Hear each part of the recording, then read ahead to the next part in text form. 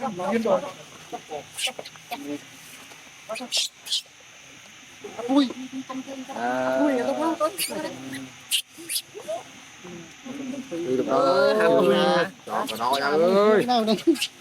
Mày học con là. Chọn ta prop prui nè. Chọn mà đi bàn đòi chơi chơi cái không cái nhập phẩm nước pa prui mà prop lực.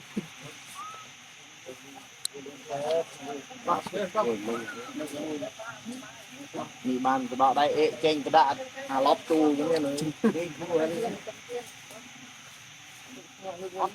Không cho nó. Nó tung nó lại. Ta.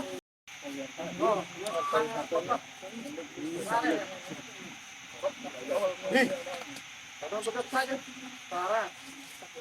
Rồi, tôi vào tôi vào. Đưa thế. Ôi. Ta đi đó. Ta mi thôi. Đi. Đi. Đồ đi. Đồ thì lâu hết đuổi con nó riêng ấy. Mua gì đó. Đi. Ta. Ta. Ta đi. Đi. Chỉ là ta nói mà đi. Tới ta. Ta.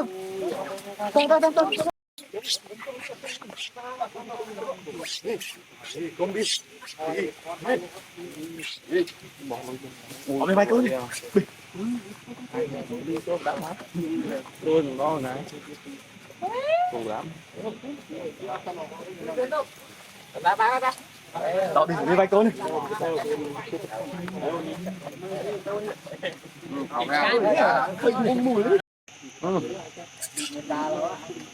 Ô này bàn chật đồ lôi này không man lôi lúc tôi đấy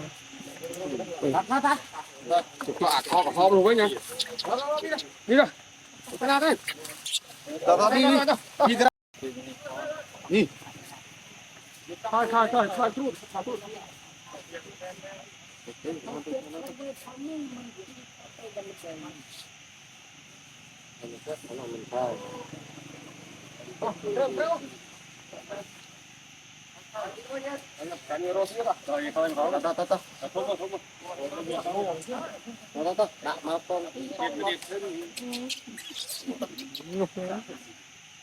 thì đâu biết nó mua đâu mà ta thôi thôi thôi dạ mình thôi ôi ơi tôi mua em gì là tôi